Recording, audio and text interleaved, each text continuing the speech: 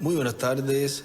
Mwiriwe Todos los neza que están conectados a través mwese de abihuje natwe Amazonas, biciye kuri internet, satelite ya Amazonas cyangwa kuri en los internet diferentes países. muri mu bihugu Muy bitandukanye especialmente un na cyane saludo cyane intasho al misionero Miguel kuri Bermúdez Marín ku mukwizabutumwa Miguel Bermúdez Marine ariwe kugeza ubu en la congregación que ari mu pastorea ikoraniro Reverendo riyobowe na Miguel Revera Chávez, Miguel Chavez allá en Feviva, hariya muri Feviva Valencia, Venezuela, muri Valencia Venezuela y su esposa Ruth y na todos mukenyezi los wiwe que Rusi n'abo se bose encuentran allí de diferentes bari países, hariya bo mu bihugu ministros, bitandukanye hermanos, abakozi hermanas, b'Imana y también bene data na bashiki bacu de byongeye las kandi distintas congregaciones de n'abo mu Venezuela. makoraniro atandukanye yo muri Venezuela uyu munsi wa gatanu 29 z'ukw'icyenda uyu mwaka w'ibihumbi bibiri 23, na mirongo ibiri na gatatu que todas estas bendiciones ese que los hermanos ministros imigisha yose bene data n'abakozi b'Imana na bene data bo mu makoraniro atandukanye esi imigisha yose bamwifurije umukwizabutumwa Miguel Bermúdez Marine ndetse kandi los hermanos no ngaha muri Puerto Rico bene data n'uyu musuku umushumba wanyu twifurije imigisha umukundwa wacu mwene data Miguel Bermúdez Marine kuri uyu munsi wiwe w'isabukuru y'amavuka conceda todas esas ese Imana yomuha ibyo vyifuzo byose bamwifurije en su vida kandi mu buzima bwiwe bishitswe de gran kandi abandanye kuba uw'umugisha ukomeye ku murimo w'Imana no ku nteguro y'Imana a este tiempo yohwanye n'iki gihe cya nyuma y que lo mantenga sano kandi Imana imugumize akomeye afise amagara meza kugeza ku guhindurwa kwiwe que Dios te bendiga misionero Miguel Imana Bermúdez Marín. iguhezagire umukwizabutumwa Miguel Bermúdez Marine iguhezagire cyane kuri uyu munsi wawe w'isabukuru y'amavuka de parte de turagukeje cyane wakira ukugukeza bivuye ku ikoraniro ryose ryo ngaha muri Cayeye Puerto de Rico la Gran Carpa Catedral. ihema rinini katedrale Buscamos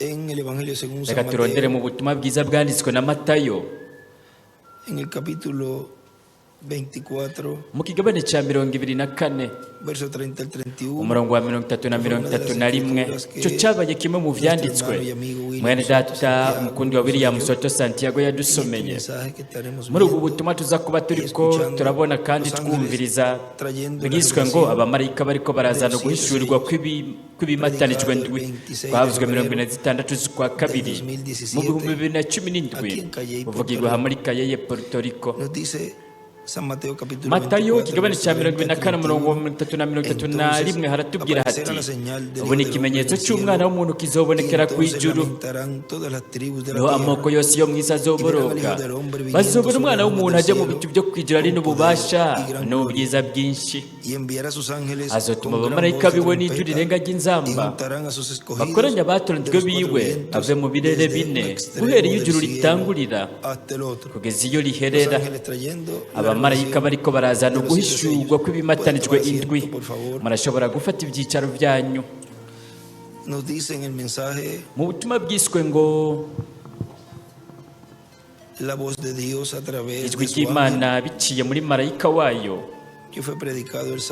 bavuzwe ku wa gatandatu 4 z'ukw'icumi na kabiri mu bihumbi 2010 buvugirwa muri Bogota, Colombia.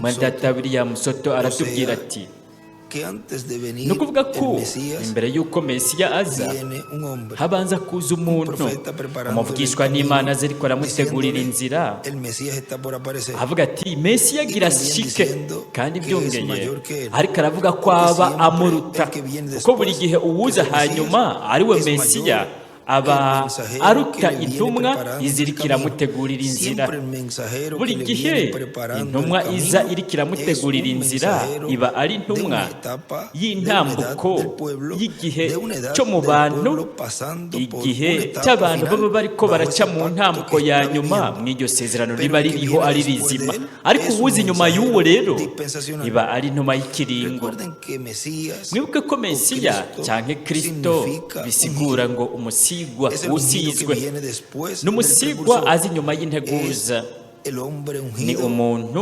umugabo aba asizwe mpemu w'Imana, biciye muri uyo ijwi ry'Imana rizoba ririko rirumvikanira hagati mu ihanga ry'Imana nk'uko ryumvikanye biciye mu nteguza, kandi bitegetswe kubera hagati mu ihanga mu bantu bari mu isezerano ry'Imana rihari rigezweho.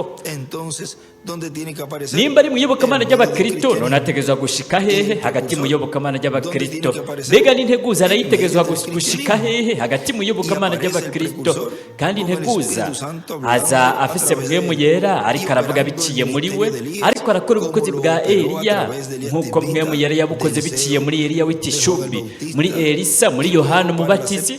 Hanyuma naho mu gihe c'indwi c'ishengero canke intambuko y'indwi, mpwemu yera ubukozi yarabukoze biciye muri Revera William Branham, ariwe igihe kimwe ariko aravuga ubutumwa yavuze ati sizokwicwa n'ubusaza we atarashika ngaha. Ku bafite igitabo c'imirongo ku rupapuro rw'ijana na 19, reka tuhace akanya gatoya. Nimba mufise ngaho ca gitabo ciswe ngo intangamarara canke ukwerekanwa kukuza kwa kabiri, murashobora kukindonsa ndabinginze.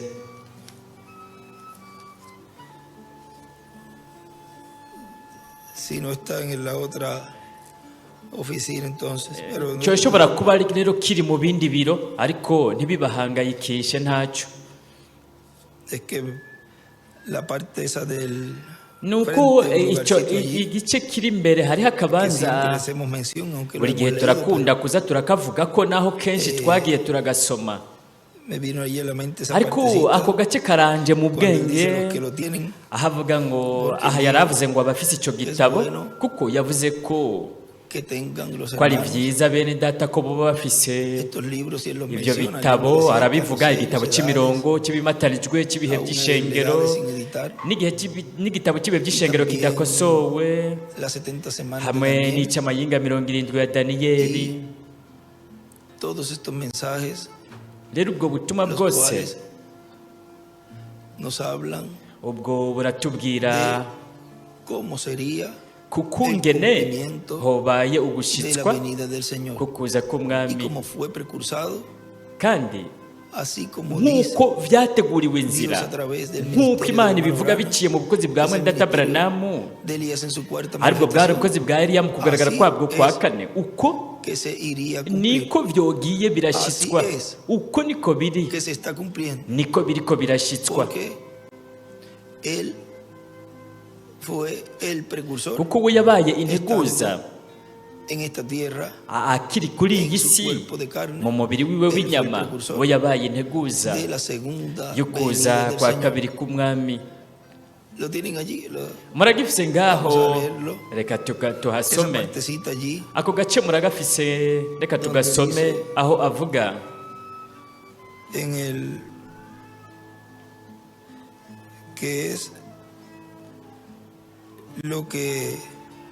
ahavuga icyo ari cyo, ibyashyizweho,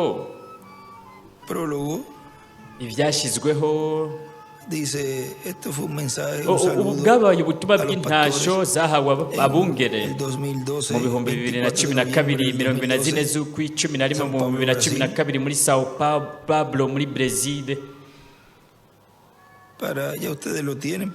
Mwebwe murahafise, ariko kugira ngo iki gice nacyo kijemo mu nyigisho, naho avuga ati nuko rero bakozi b'Imana mube mugavye, mube amakoraniro yanyu agavye, mube mubafitiye ibintu byose byavuzwe, kandi no mu kwizabutumwa Miguel Bermudez Marine mube ufitiye bene data bose n'amakoraniro yose ayo wewe uyaga nayo, ubafitiye ibyo Revera William Branham yavuze ku bijyanye no kuza k'umwami, ibijyanye n'ikimatanije cy'indwi, ibijyanye n'amajwi indwi y'imituragaro indwi, ibijyanye no gukwega kwa gatatu, n'ibijyanye n'iyerekwa ry'ihema, kuko barabikeneye kugira ngo nibamara guhishurirwa ikimatanijwe cy'indwi kigahishurirwa ishengero, baze babe bafise urufatiro cyangwa umushinge. Rero ntibagende nk'uko Mwendata Branamu yabivuze mu gitabo cy'ibimatanijwe, ati si ikintu cyotuma haba igitsitaza mu gihe byoba biriko birashyitswa. No mu ntango hari aho yabivuze Yohana ati reka ntuvyandike byobatsitaza. Rero kugira ngo ivyo ntibibe vy'uko byobatsitaza, murabona we yariko arahanura avuga ko abantu bo bafise ubutumwa. Gutyo rero nihamara kugurwa ikimataniro c'indwi babe bafise umushinge, urufatiro.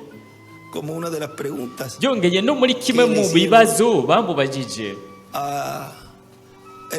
babajije muri Data Branham, aho we yababwiye, baramubwiye bati bamwe muri twebwe biriko biratuzazanira biratuyobera.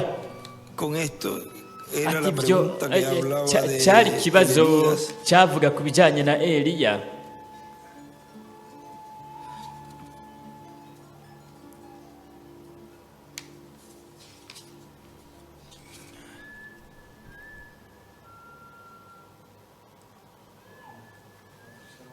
Vamos a ver la 408. Reka turabe kuri 4:8.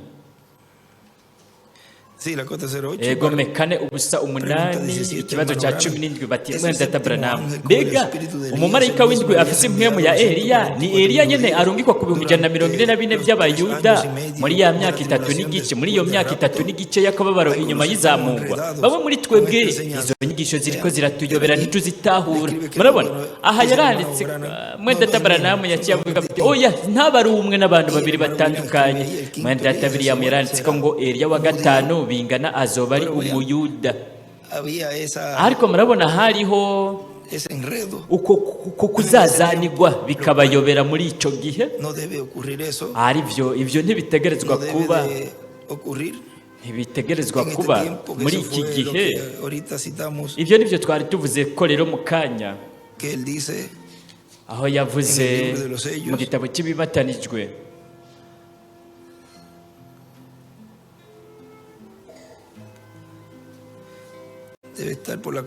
hategezwa kuba ari ku 478 cyangwa 479. 475 haravuga hati imbere y'aha gatoya, ni ku 474 yari karavuga n'amajya hepfo ati kumbura iki coba ari cyo gihe n'isaha aho haseruka wa muntu akomeye twagumye turindiriye. Kumbura ubu bukozi ubwo nagerageje gukoresha ngo ngarukane abantu ku ijambo bwoba bwarabaye urufatiro. Yaranditse ko ngo Mose na Eliya.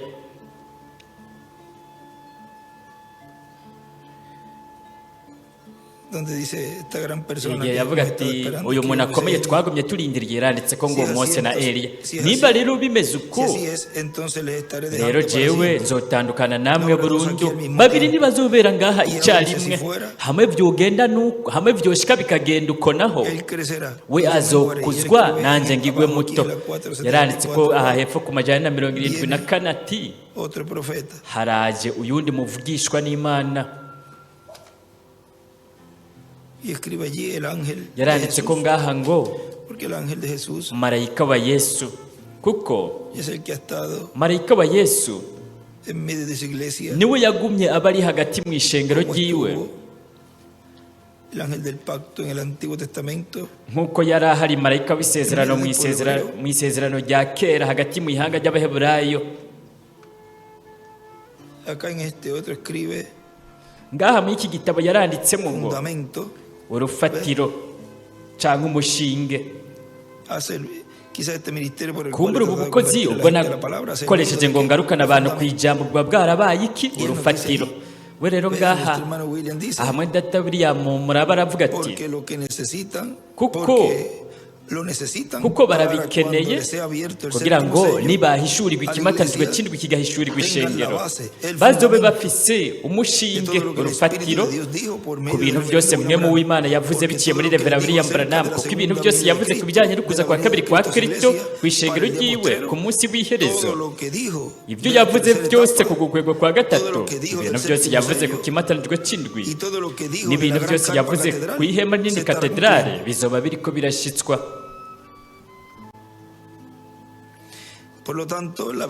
Nuko rero kuza k'umwami ku ishengero ryiwe ari ryo rizoba ribanga, kandi rikaba ribanga ryatumye haba agace riri mu ijuru nk'umwanya w'igihimba cy'isaha. Ibyo ni byo bizoba biriko birerekana kuza k'umwami ku ishengero ryiwe muri kino gihe cya nyuma, kandi byongeye nibyo bizoshinga intahe byerekane ko Reverend William Branham yari integuza yo kuza kwa kabiri kwa Kristo. Mbega ni iki kizoshinga intahe cyemeze cyerekane ko Reverend William Marion Branham ko ari integuza yo kuza kwa kabiri kwa Kristo no gushitswa kw'ibyo yateguriye inzira. Aho byose bikoraniyemwo imituragaro ndwi, ugukwego kwa gatatu, iyerekwa ry'ihema, ikimatanijwe cy'indwi kiriko kirashyitswa, ibyo byose birimo ngaho.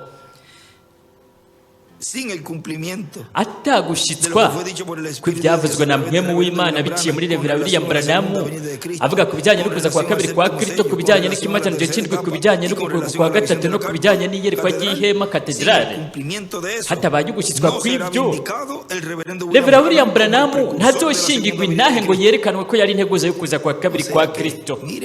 Ni ukuvuga nimuraba aho vyaguka kugera icyitwa igishinga ntahe gishingira intahe Eliya wa kane integuza. Ni ukuvuga yuko kugeza no mu gihe mwene data William Soto Santiago yari akiri ngaha ku isi, kandi Imana yararangiza igikorwa yari kirakora biciye muri we. Rero yaragiye, Imana yaramujyanye kugeza no muri uriya mwanya. Aho naho nyine ubukozi bwa Reverend William Branham ntibwari bwashingirwa intahe, kuko ikimushingira intahe cyerekana ko yabaye integuza yo kuza kwa kabiri. Ibyo byari kubera mu gushyitswa kw'ibyo yateguriye inzira. Aho rero cyari kuba icyemezo cya nyuma cyerekana ko Reverend William Branham ko iriya ntumwa ko mu by'ukuri yabaye ugushyitswa kwa Malaki 4, kandi icyo cyanditswe byongeye nacyo nyine kirafise ugushyitswa kwinshi. Yarabivuze mu gitabo cy'ibihe by'ishengero.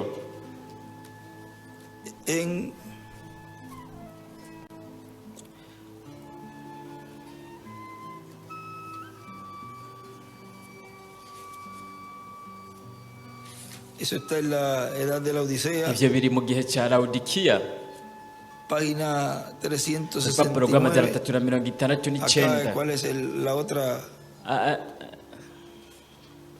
Sería la 360. Mu kindi gitabo hoba ari ku majana 365 cyangwa na 63. 360 amajana 360 ahavuga ngo naho atazomenywa n'abantu benshi ngo abicamamare, ariko azoshingirwa intahe n'Imana. 365 amajana 365 mu gitabo cy'ibihe by'ishengero gikosowe. Aha ni ku majana 369.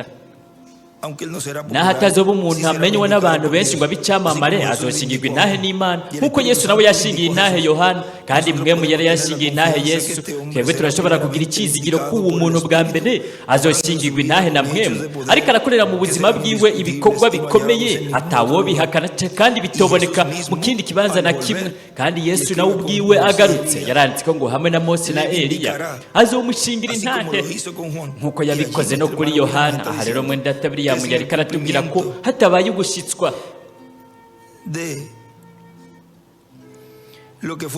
kw'ibyavuzwe na mpwemu w'Imana biciye muri Reverend William Branham ku bijyanye no kuza kwa kabiri kwa Kristo, ku bijyanye n'ikimatanijwe cy'indwi, ku bijyanye no gukwegwa kwa gatatu, ku bijyanye n'iyerekwa ry'ihema nini katedrale. Hatabaye ugushyitswa kw'ibyo rero, hatabaye ugushyitswa kw'iki? Kukuza k'umwami ku ishengero ryiwe. Revera William Branham ntazoshingirwa intahe ngo yerekanwe ko yabaye integuza yo kuza kwa kabiri kwa Kristo. Nuko rero mu kibanza kanaka hazoba hariko harashikirizwa ibintu byose Revera William Branham yavuze ku bijyanye no kuza kwa kabiri kwa Kristo ku ishengero ryiwe, ku bijyanye no gukorerwa kwa gatatu, ku bijyanye n'amajwi indwi y'imituragano ndwi, no ku bijyanye n'iyerekwa ry'ihema n'indi katedrale igeretswe Revera William Branham. Nuko rero nimurabe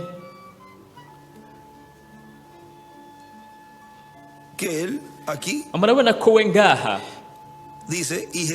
avuga ati kandi Yesu ubwiwe nawe agarutse yaciye yandikaho ngo hamwe na Mose na Eliya azomushingira intahe nk'uko yabikoze kuri Yohana. Yohana yarashinze intahe ko Yesu agira aze. Uyo muntu nawe nyene nk'uko byagenze kuri Yohana yaranditswe ngo Eliya, kuko n'ubukozi bwa Eliya bwari ubukozi bwa Eliya mu kugaragara kwabwo kwa kane. Yohana rero ubwo bukozi yabugize mu kugaragara kwabwo kwa gatatu, yari integuza yo kuza kwa mbere k'umwami. Nka Yohana nawe azoshinga intahe avuge ko Yesu aje, yaranditswe ngo Yesu, Mose na Eliya. Kandi kugaruka ubwako kwa Kristo kuzogaragaza ko uwo muntu mu by'ukuri yari integuza yo kuza kwe kwa kabiri. Icyo nicyo cyemezo cya nyuma kizokwerekana ko uwo muntu mu by'ukuri yabaye umubwizwa wo muri Maraki 4, kuko Yesu ubwiwe azoca ashika, yaranditswe ngo Eliya na Mose azoshika ku iherezo y'igihe cy'abanyamahanga, no kuvuga ku iherezo ry'ikiringo cy'ubuntu. Rero igihe kizoba cyamaze kurengana cyane kuko abo bazoba baramwanse. Reka dukomeze ngaha mu gitabo cy'ibimatanijwe ku rupapuro 165 hejuru, aho twari turangije gusoma ati naho vyogenda uko hamwe bishitse bikagenda uko we azokuzwa nanje ngigwe muto sindabizi, ariko Imana yarampaye amahirwe yo kwitegereza no kubona. Yaranditswe ngo mwihema, no kuvuga yabonye iki ivyariko birabera ngaha. Ati nabonye icyari cyo, atayandikaho ngo Mose, no kuvuga ko we aba ari intumwa y'ikiringo. Iyo ntumwa iyo baye iriko irashyitsa iryo sezerano ryo kuza k'umwami, kandi iyo baye iri hagati mu ishengero mu gushyitswa kw'ihema n'indi katedrale. Imana yarampaye ihigwe ryo kwitegereza no kubibona. Yaranditswe ngo mwihema, kubona ibyo ari byo atayandikaho ngo Mose, intumwa y'ikiringo. Narabibonye biriko birihishura kugeza aho nashoboye kugarukiriza n'ibyo, kandi sinkekeranya mwebwe mwarabonye ibintu byabaye muri iyi ndwi. Sinkekeranya mwarabonye wa mwana wa mwene data Collins yagira apfe muri rya joro, hama na ka gakobwa kari kagwaye kanseri. Ubwami bw'Imana buri mu nzira, kandi ibintu biriko biragenda bihinduka, bireka kuba bibi biba byiza nk'uko byagiye biragenda. Rero ivyo ntibyotegerejwe kuba igitsitaza ku muntu n'umwe. Mbega niki kitotegerejwe kuba igitsitaza ku muntu n'umwe? Ibyo we yabonye, ibyo Imana yamwemereye kwitegereza no kubona mw'ihema. None ni kubera iki cobaye ikintu cyotsitaza abantu?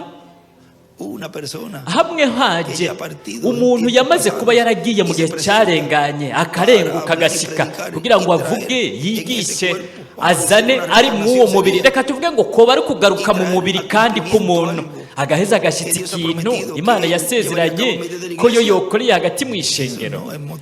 Ibyo ntivyotuma hari umuntu n'umwe atsitara, ahubwo bigenze nk'uko abantu bose bokwizera. Nicyoba ikintu cyotsitaza abantu. No kuvuga ko ugusitswa kw'ivy'Imana yobaye iriko irakorera mu ihema n'indi katedrale cyari ikintu rero kizotuma abantu batsitara, bivanye n'uburyo bw'ingene Imana yobaye iriko irabishitsa. Ivyo ntivyari bikwiye kuzoba igitsitaza ku muntu n'umwe. Ni kuva ku gutsindanishirizwa uja ku kwezwa, aho hagakomeza umubatizo wa mwemu yera, hanyuma tukumva ibi. Mwenda William yaciye yandika ko ngo kumva ukuza k'umwami kimatanje cy'indwi. Buri gihe turiko turushiriza kwegereza Imana muri buri ntambuko dutera. Aho hejuru hariho ivyanditswe vyinshi mwebwe musanzwe mufise mu gitabo, kuko twarigeze kubisoma. Rero twagarukirije ngaha ku rupapuro kuri ibi yanditse ku rupapuro rw'119 kugira ngo tuvuge ku icyo gice turiko turavuga ku icyo gice cy'akamaro ko kuba abantu bafise ibi bitabo. Rero nimuraba ibyo avuga, we arabidondagura gusa. Aravuga ati sinzokwicwa n'ubusaza we atarashika ngaha. Aravuga ati kuba afise igitabo cy'imirongo ku rupapuro rw'119. Rero turabe ko urwo rupapuro rw'119 umurongo wa 158 aravuga ati kumbure ndashobora kuba ndiko ndubaka igicaniro kugira ngo uwundi muntu azagihagarareko. Kumbure jewe hari igihe nojyanwa imbere y'icyo gihe, imbere y'icyo gihe. Aha aravuga ngo imbere y'iki gihe. N'iki kindi gitabo avuga kumbure hari igihe nojyanwa imbere y'icyo gihe. Ni ukuvuga icyo gihe aho uwundi muntu yohagaze ku icyo gicaniro, kuko iminsi yiwe we yari kuba yarangiye. Ariko ndizeye ko turi hafi yabyo cyane, ku buryo jewe ntazokwicwa n'ubusaza. Kandi mfite imyaka 54, ariko sinzokwicwa n'ubusaza we ataramara kuba ari ngaha. Nimuraba inshuro uko zingana twagiye turasoma iki cyanditswe. Ariko murabe muri iki gitondo, uyu munsi n'ejo, ndiko ndatondeka iyi mirongo kugira ngo nze kuyibasomera. Nariko ndasoma uyu murongo. Rero nimurabe, avuga ko atokwishwe n'ubusaza uwo muntu atarashika ngaha. Nimba we yariko aribaza ibijyanye n'uko atoshikana iyo myaka y'ubusaza ngo agere mu zabukuru kugira ngo apfe, ugushyitswa kukuza kuwo kutaraba ku isi, aho yariko aravuga. Ni ukuvuga we muri uwo mwanya ntiyategerezwa kuvuga ivyo, kuko yari kuba nawe ari hakiri. Ariko kubera ko icyo gikoresho kugeza no mu uwo mwanya kitari bwavuke, we ntiyari gushobora kuvuga nka kumwe Yohana yavuga ati hagati muri mwebwe harimwo umwe uwo mutazi. Ariko hanyuma turaza kubona ko yavuze ati ntabaye ndahari, ariko ubu butumwa buzobikora, nibwo buzomwerekana. None yobaye afise imyaka ingahe mu 74? Yari kuba afise imyaka ingahe? Dufata 1974 gukuramo 1999, yoba yari imyaka 65. Yari kuba afise imyaka 65. Suzuma neza, ariko ni 65, imyaka 65. No kuvuga ko yobaye ari umuntu afise imyaka akaba gikomeye. Murabona ntiyari kwicwa n'ubusaza uyo atarashika ngaha. Avuze ati we ataramara gushika ngaha, uko gushitswa kw'ivy'Imana yasezeranye ko bishikirizwa mu gitwikirizo cy'umubiri. Rero nimurabe ibyo we abandanya avuga. Kiretse gusa ndashwe nkicwa canke ngahitona n'ikindi kintu kanaka. Rero we yapfuye ahitanywe n'impanuka y'imodoka, canke ngapfa mu bundi buryo kanaka, ariko ntahitanywe no gushika mu zabukuru we ataraza. Kumbure hari igihe je ntazobikora, ariko ubu butumwa buzokwerekana Yesu Kristo mu isi, nk'uko Yohana Umubatizi yarungitswe nk'integuza mu kuza kwa mbere. Uko niko bimeze no kuri ubu butumwa, buzoba integuza y'ukuza kwa kabiri. Aha we yari karavuga mu buryo bw'ubuvugishwa, kandi yari kwarereka abantu ko we atobaye ahari igihe ivyo vyobaye biriko birashitswa. Yohana yaravuze ati nguyu umwagazi w'intama w'Imana ukura icyaha cy'abari mu isi. Rero bizoba bibangikanye muri byose, kandi ndazi ko ariko bizoba. Ati uwuzobona mpwemu yera amururukiye ko afite ishusho nk'iy'inuma azoba ari uwo nyene. none ni gute Imana yashikije ibyo mu nteguza yayo yo kuza kwayo kwa kabiri? Imana yajyanye integuza mu iki kibanza aho Imana yari kirakorera iri kiravugisha uwundi muntu yari haruguru. Aho rero yari abonye inkingi y'umuriro ihururukira iruhukira ku wundi. Aho rero harashikijwe icyo gice. Mwendatabiri yamaravuga ati yaza abaye akihara ari muzima kugeza n'ubu akiri mu mubiri w'inyama ku isi, yobaye afite imyaka ingahe? Mwibuke hariho ubutumwa yavuzemo vuba aho yavuze ko uwo mumarayika yaratandukanye n'abandi, ko nk'uwo mwanya atari bwagaragarire mu mubiri.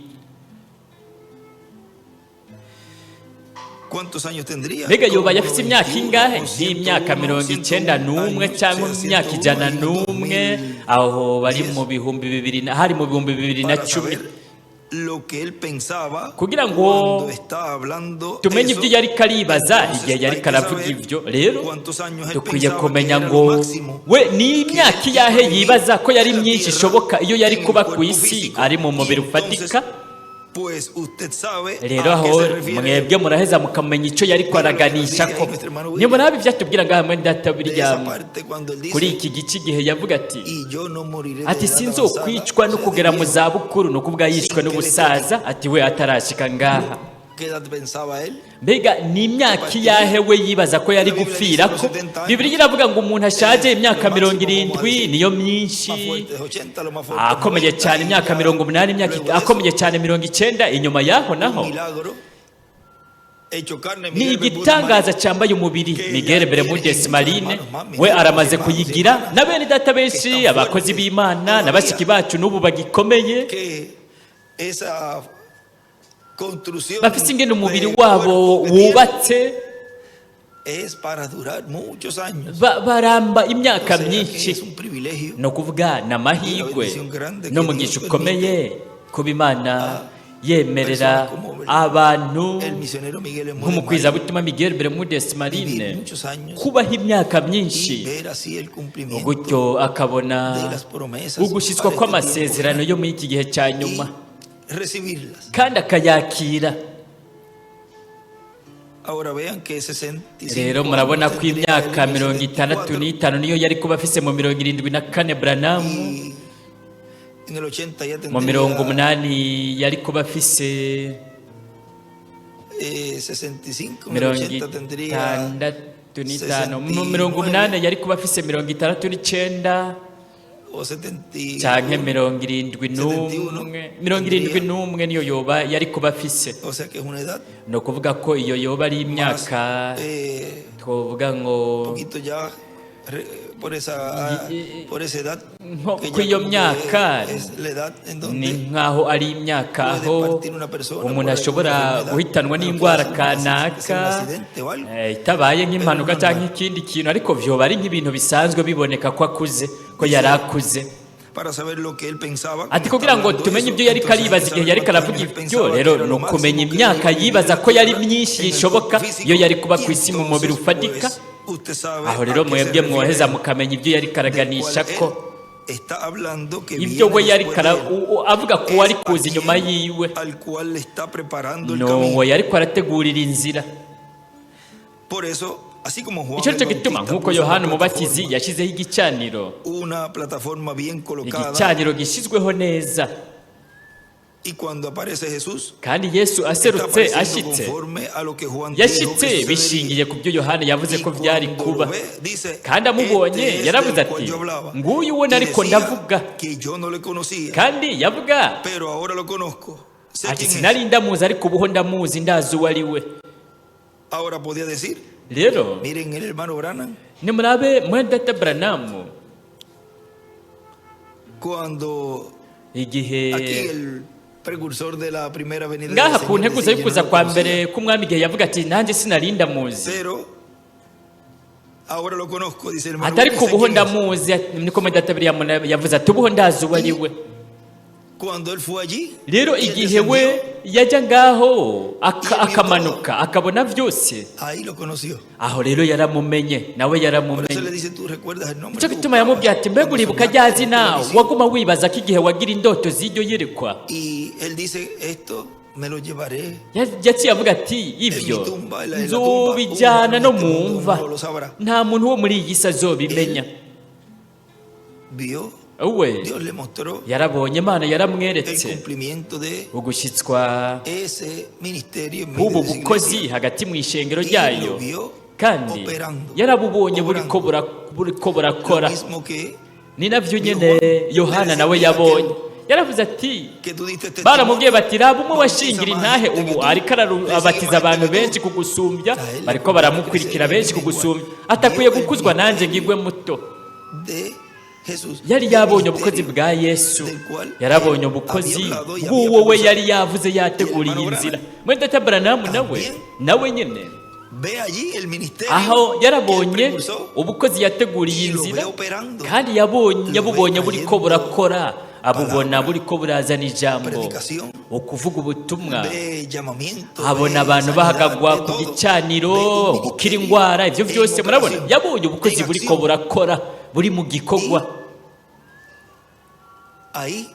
Kandi aho rero murabona byongeye harashyitswa cya gice cyashyikirijwe muri Yohana, kuko nimba bibangikanye muri byose mu buryo kanaka rero Imana izotuma bishyitswa. Nimurabe rero byashyikirijwe uko nyene, kandi nta n'umwe ashobora kubwira Imana ingene itegerezwa gushyitsa amasezerano yayo. Yo iyashyitsa nk'uko isanzwe yarayategekanije, yarayagenye.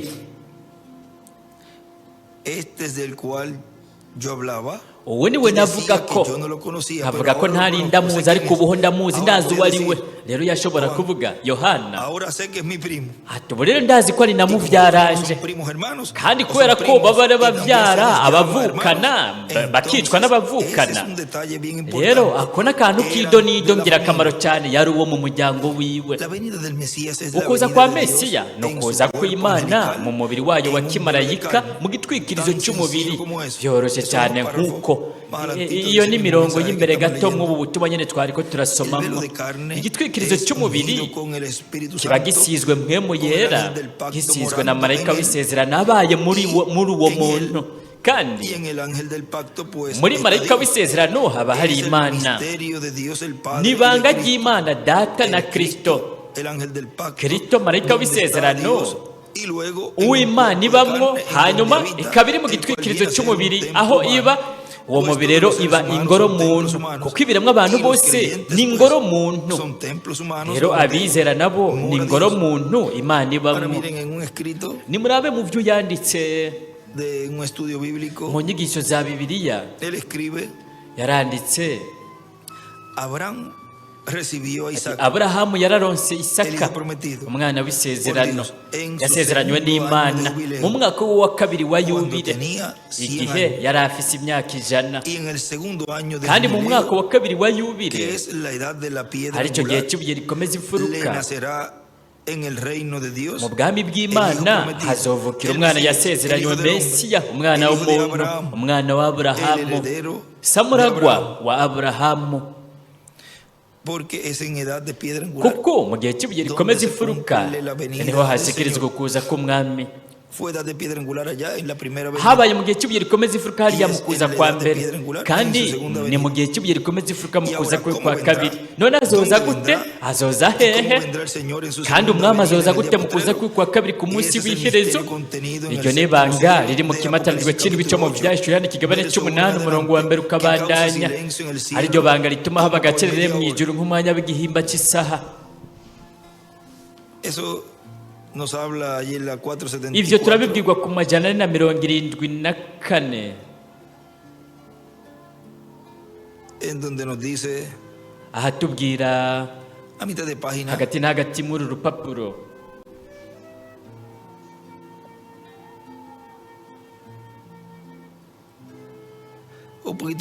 cyangwa hejuru gato ku murongo ubanza, haravuga ati vuba cyane igihe kizorangira kandi amamiliyoni y'abantu bazotakaza ubuzima bwabo. Amamiliyoni y'abantu ubu bibaza ko bakijijwe bazoba nk'umunyota mu gihe cy'ubumararuho nyanganda. Turiko turaba ku isaha ya nyuma kubw'ubuntu bw'Imana n'ububasha bwose kubwo gufasha ihanga ryayo. Ese bo boguma bariko barahanga amaso imbere yaracyapiye ibuye rikomeza imfuruka barindiriye ukuza kugiye kuza kwa Kristo. Yaranditse ngo hamwe na Mose na Eliya mwe mwombaza mutimwe ndatabranamo mbega hasigaye igihe kingana gute? Kumbure ho hasigaye imyaka 20 canke 50 canke n'imyaka 100 navyo nzi, ariko kumbure hari igihe yoze jo mu gitondo.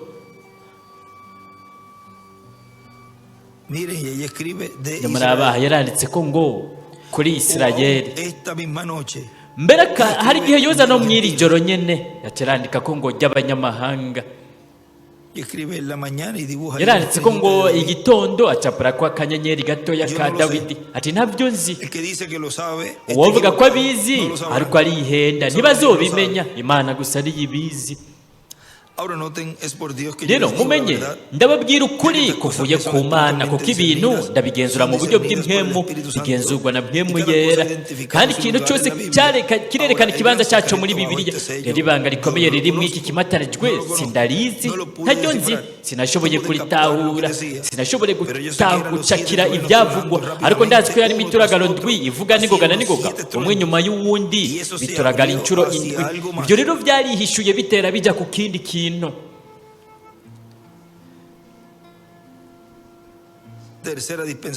Ikiringo kigira gatatu yaranditse ko ngo byugurutse bitera bijya mu kiringo cya gatatu, no kuvuga hugurutse icyo kiringo gishasha. Ikindi kintu yaranditse ko ngo Isirayeli, kuko aho niho ihanga ry'Abaheburayo Isirayeli yobaye iri kirakirira ukuza kwiwe mu kiringo cy'ubwami, atari mu kiringo cy'ubuntu aricyo cyamaze kurengana. Kandi byugurutse bitera bijya ku kindi kintu nabonye. Igihe nabona ibyo nararondeye insiguro, ariko vyandenganye byihuta ku buryo ntashoboye kubitahura.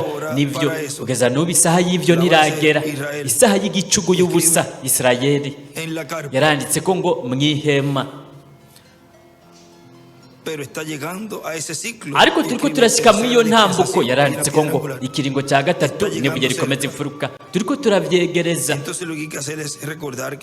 Rero no kubibutsa ko ndiko ndabibabwira mu izina ry'Umwami mube mwiteguye, kuko ntimuzi isaha yariyo. Yaranditse ngo isaha y'igicugu y'ubusa, isaha aho ikintu gishobora kubera. Yaranditse ko kandi ngaho ngo mu rundi rurimi ku ruhande naho yari yanditse ko ngo ntiyashoboye kubitangira insiguro, kubironkera insiguro. Yaranditse ko kandi ngo intambuko. Nimurabe mu butumwa bwiswe ngo urugendo rw'integuro y'Imana uhereye mu itanguriro kugeza ku byahishuriwe Yohana ukuza kwa Mesiya. Kavuzwe 2 z'ukwa mbere mu 2010 uvugirwa muri Kayeye Puerto Rico. Aravuga ati ukuza kwa Mesiya ikigwa ngirakamaro cyane muri iki gihe cya nyuma, kandi biremwa abantu barafise ikigwa bagumye bavuga ko mu myaka ibihumbi n'ibihumbi. Rero iki nico gihe aho Imana izoba iriko irashikiriza iryo sezerano. Nico gituma ari ingirakamaro ko umukozi w'Imana wese aba afise ikoraniro ryiwe rigaburiwe neza ijambo ry'Imana, akamenya urufatiro, ishingiro. Nimurabe bimwe twasoma hahandi ahari ka gace twashiramwo ka wa murongo. Nimba mushobora, hariho agace kasigaye. Umukozi w'Imana wese aba afise urufatiro, amenye urufatiro cyangwa umushinge ujyanye no gushyitswa kw'iryo sezerano, muzi ko ubutumwa bw'integuza buzoba urufatiro, umushinge. Twari twagajeje ngaha ku gace kamwe.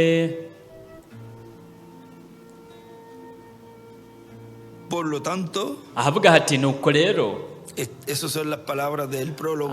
ayo n'amajambo yo mu ntango y'icyo gitabo twari ko turasoma ubwa mbere. Rero twari twagejeje ngaha kuko ngaha naho nyene murabo yarabivuze aravuga ati nuko rero ni ingirakamaro ko muba mufise ibyo yavuze byose mubishyire mu maboko y'abakozi b'Imana bose na bene data bose bo mu makoraniro yanyu kugira ngo gutyo babe bafise urufatiro rubategura kubwo kuza k'umwami kugira ngo baronke ukwizera ko kunyakugwa no guhindurwa gutyo rero bazoba biteguriye kujyana na Kristo mu mazimano y'ubukwe bw'umwagazi w'intama kuko byose bizoba nk'uko vyateguriwe inzira na mpemu yera biciye muri Revera William Branham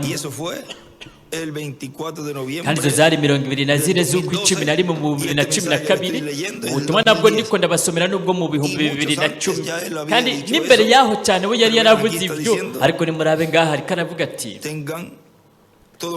ati umukozi w'Imana wese aba afitiye ikoraniro ryiwe rigaburiwe neza ijambo ry'Imana amenye urufatiro cyangwa umushinge ujyanye no gushyitswa kw'iryo sezerano muzi ko ubutumwa bw'integuza buzoba bw'urufatiro buzoba nk'urufatiro bwo gushyitswa ko kuza k'umwami kandi muzi yuko integuza yavuze ko yo yari kirashyiraho urufatiro yubaka igicaniro ku rupapuro rw'ijana na 57 umurongo wa 14 ubusa 7 reka tujye kuri urwo rupapuro kuko we aho aravuga ibi k'uwo murongo wa 14 ubusa 7 ku rupapuro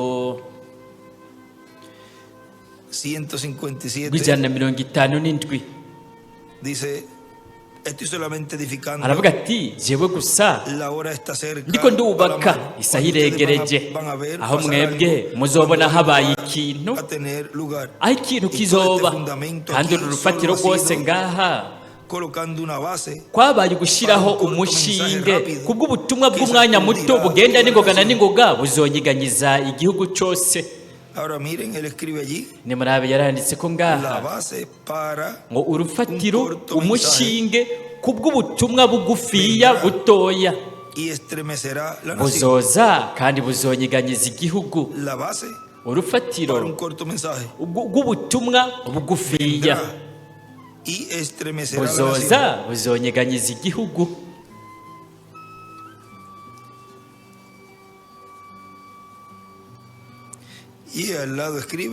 ku ruhande yaranditse ko ngo ubutumwa bwiza bw'ubwami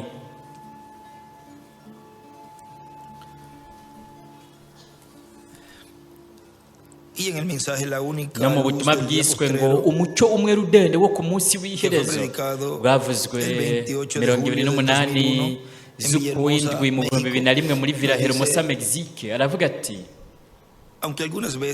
naho rimwe rimwe umuntu avuga ikintu bamwe ubwo nyine bagaca bakimenyekanisha ibyo nibyo byavuzwe naho umuntu yobivuga ntibifatwe amajwi byiza no gukurikirana izo mpanuro nuko buri gihe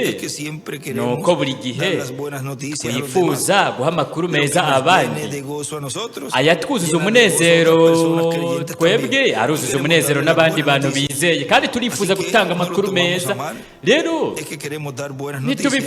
ntitubikora nabi tuba tugomba gutanga amakuru meza ariko mwibuke ko Yesu Kristo mu nshuro zimwe yagiye aravuga ati mwebwe ntimugende ngo muvuge ko ndi Kristo murabona uko kwari uguhishurirwa ko kugira abonye n'ubwabo ariko ntibabe bariko baragutangaza Kristo bisigura umusigwa we ntiyashaka ko bo bogenda barabivuga reka tuvuge mu uwo mwanya niko yavuze mwenda tabiriyamo ngo bavuge ko yari umusigwa uwo mwemu w'Imana yari ariko arashitsa buriya buvugishwa kuko abansi biwe abasizwe n'imwemu y'umubi bari kumuhama bakamutoteza murabona baragerageza kumwica bakarondera uburyo bwemewe n'amategeko bobikishamwo kandi cyo ni ikintu ngirakamaro cyane murabona baragerageza kumwica bakarondera uburyo bobikishamwo bwemewe n'amategeko bushingiye ku mategeko bari bafise kugira ngo bamutsindishe bamwagirize ko yarenze amategeko y'Imana bageze bamucira urubanza rwo gupfa bamwerekane ko ari umuvugishwa w'ikinyoma kuko bavugishwa b'ibinyoma bategezwa gucibwa urubanza bagacibwa urubanza rwo gupfa uko niko bashaka kumutsindisha nawe murabona uko niko byanagenze no kuri Eliya hariho ibintu yanditse aho yabishyize ku cyanditse cyo mu bami ba mbere 19. Desde el verso 9, miren, guhera ku murongo w'icenda murabaho hantu haravuga hati y allí se metió en una cueva donde pasó la noche. ashitseyo yinjira mu isenga abaho, maze ijambo ry'uhoraho rimuza ko riramubaza riti ukora iki hano ga Eliya? Nawe arishura ati nagize ishaka ryinshi ryawe uhoraho mana nye n'ingabo, kuko Abisirayeli bavuye mu isezerano ryawe bagahomvagura ibicaniro vyawe kandi bicishije inkota bavugishwa nawe. Ni jewe jenyene nsigaye, nanje nyene barangenza ngo banyice. Ahora vean lo que le escribe allí. Nimurabe rero ibyo yanditse ngaha, yarashize ko ngo Eliya wa mbere na Eliya wa gatanu. O sea, ya ni ukuvuga estaba siendo buscado Elías por el gobierno. Eliya yari kararondegwa n'intwaro ubutegetsi. Vean cómo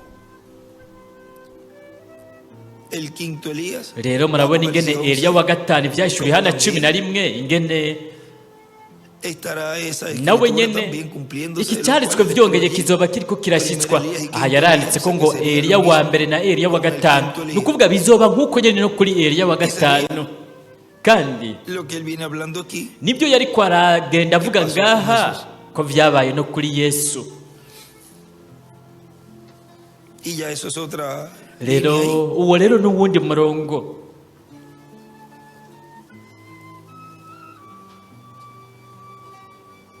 Y miren,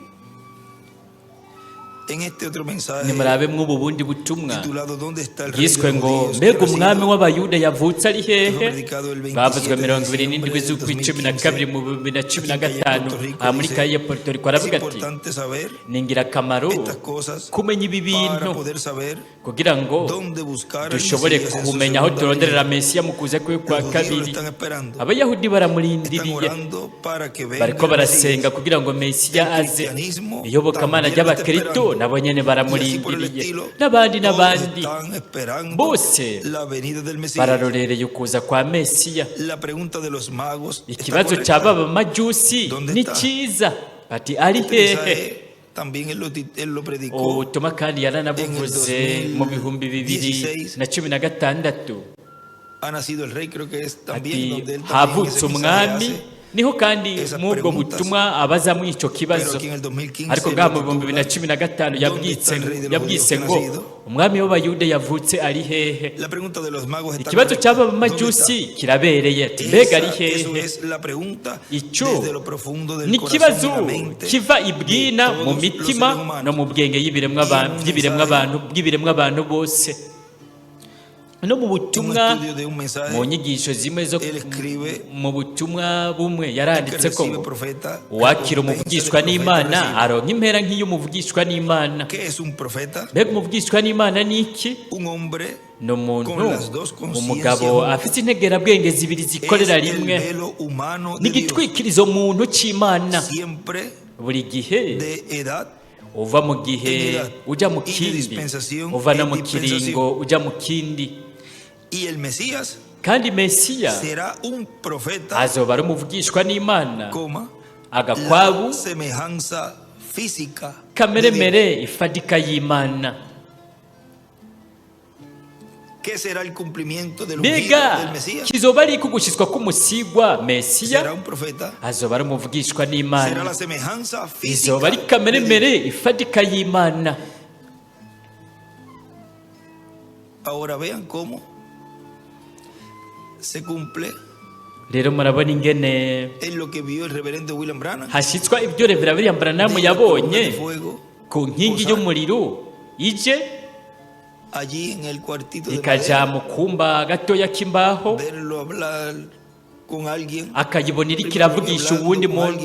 Ubwa mbere yayibonye ivugisha umuntu yari haruguru yaho yarari. Mwene data William natubwiye ati hari mu gihe cy'ubwira ikomeza imfuruka, wewe yari mu gihe cy'indwi no mu gihengeri.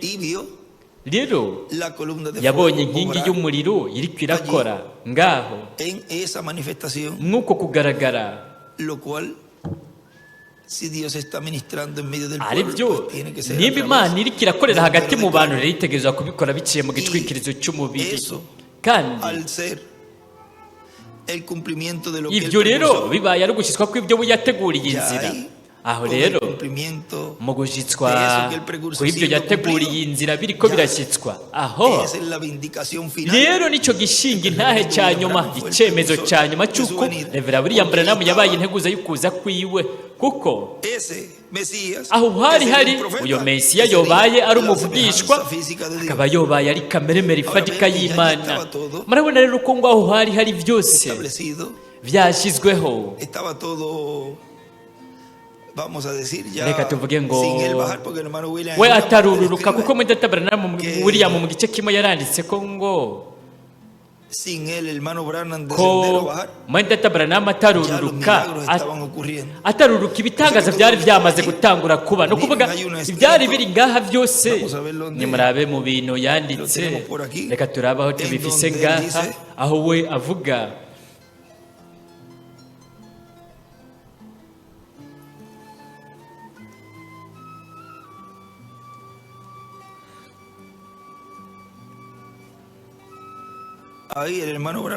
Mwenda Branham yariko aravuga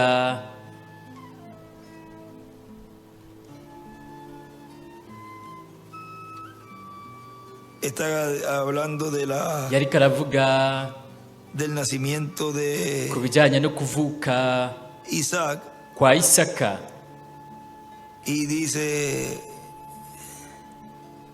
yariko aravuga ati Imana ihabwa icyubahiro n'igitangaza. Amezi abiri akomeye byari kuba byarabaye mu mwaka uheze, aharaheze umwaka, nzogumya iri cupa, no kuvuga nzogumya mwebwe muyafise ngaho tuzoronka uwo mwana. Mbega ni gute muzi ko muzomuronka? Imana yarabivuze, byaramaze gushingwa, hamaze guhera imyaka 25. Mbega wiyumva gutega Sara? Ndacyari nka kwa kundi. Imana ihabwa icyubahiro. Igitangaza, imyaka 20 umaze gukura, iyindi myaka 25 yaranditse ko ngo amaze kurushiriza gushika mu zabukuru. We ntiyakekeranije ku isezerano ry'Imana, yaracapuye ku nyenyeri ya Dawidi, ariko yarihase aguma igisezerano ry'Imana, afata ibintu bitabaho ko bibaho. Kubera iki? Kuko Imana yari yabivuze ati mwami wanje. Igihe yandika ngaha ngo Imana yarabivuze, byari byashinzwe, yaranditse ko ngaha ngo Imana yarajyanye Revera William Branham muri kazoza. Rero yarabonye ikintu cyari cyamaze kuba kiriko kirashyitswa kimaze igihe kanaka. Uko niko byashinzwe iby'iyerekwa ry'ihema nini katedrale bizoba, kuko byarabaye mu iyerekwa. Munyihanganira, uko niko bizoba, kuko byarabaye mu iyerekwa, byaramaze kubera mu isi itagaragara, kandi bitegerezwa guhinduka ukuri. Ni ukuvuga ibyo byari byamaze kuba byashinzwe. Ni nka cya gicapu yakora hariya, cya gicapu na capura turi kumwe na Mwenda Toribio, twari mu ibarabara, twari ko turavuga ku bijyanye n'ingene Imana yagiye iradufasha mu ntambuko zose, kandi kugeza n'ubu irakomeza idufasha. Ariko mu ibyo bice, reka tuvuge ngo mu bice biciye bugufi, twatanguriye mu bice bikomakomeye, ubu turi mu bice bijyanye no hanze, n'utundi tuntu kumbure tugisigaye, ariko turiko turavuga ku bijyanye n'amabarabara yo hagati na hagati, kuko nk'akaroro nimurabe aha turafise ikibaho, yaramaze kukituronkera ikibaho cyo kwandikako, ariko singomba gutwara umwanya munini, ariko ngira ndaberekera ikintu ngaha. Nimurabe igihe Mwenda William nk'akarorero, reka turabe nimba mushobora kubibona ngaha.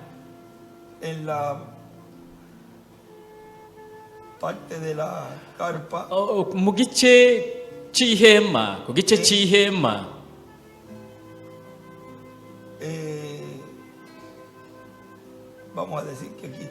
reka tuvuge ko ngaha hari umuzingi.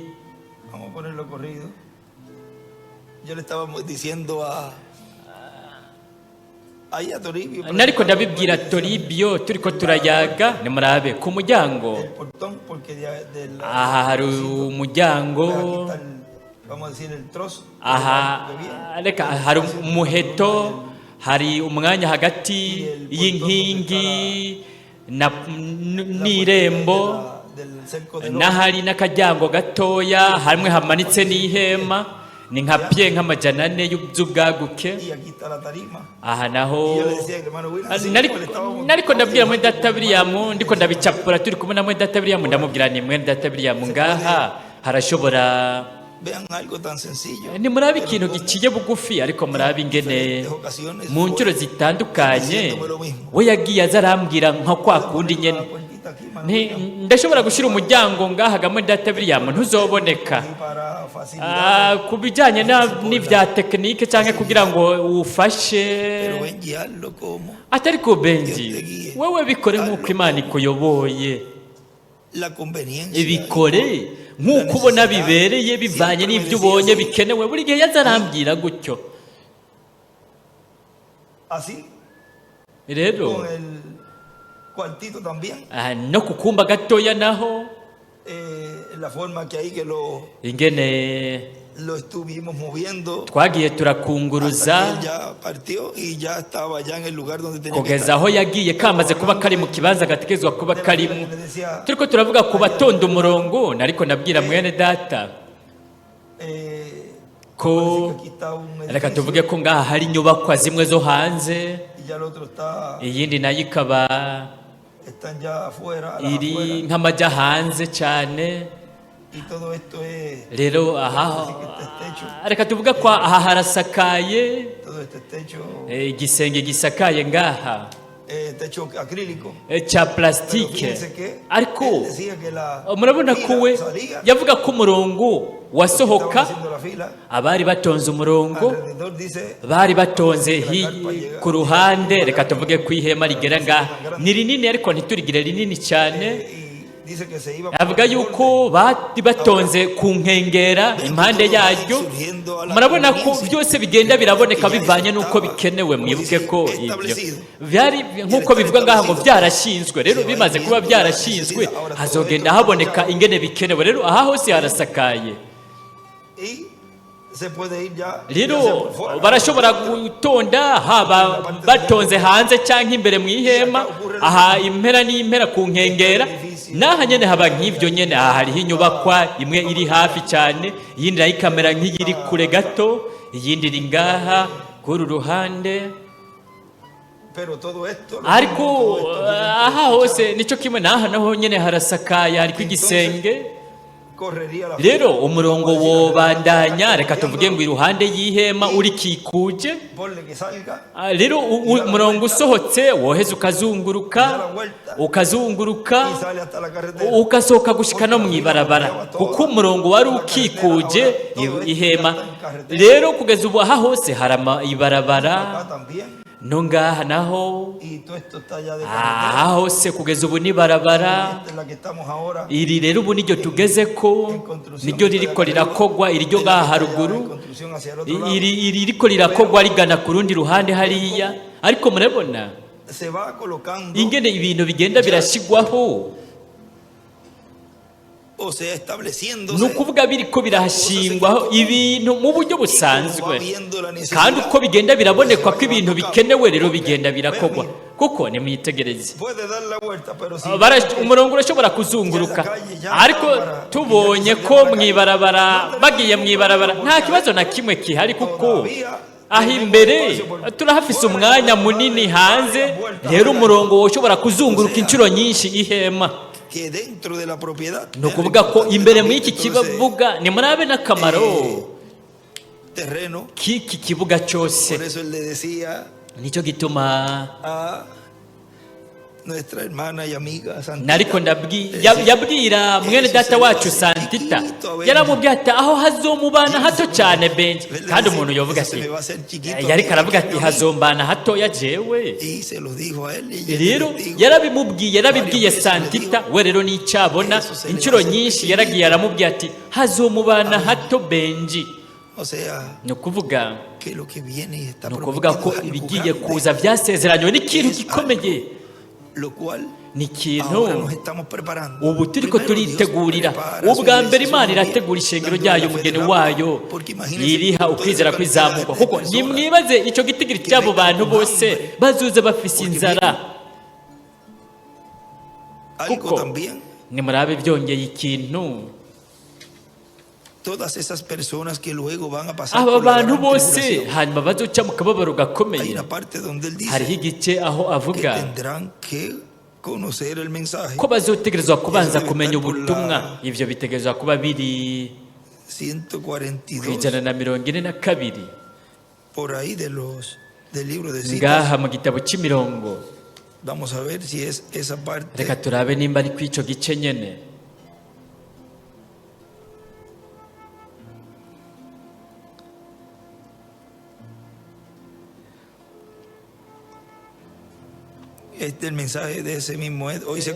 ni ngaha nyine mu butumwa bwiswe ngo uyu munsi iki cyanditswe kirashikijwe, ku rupapuro rw'142 umurongo w'272 haravuga hati,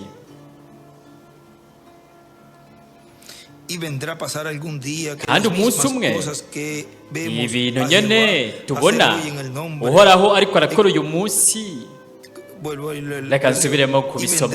kandi umunsi umwe bizoba aho ibi bintu nyene tubona uhoraho ariko arakora uyu munsi, aho umuntu mu gihe kizoza abantu bazopfa bazize ibi bintu tuvuga uyu munsi.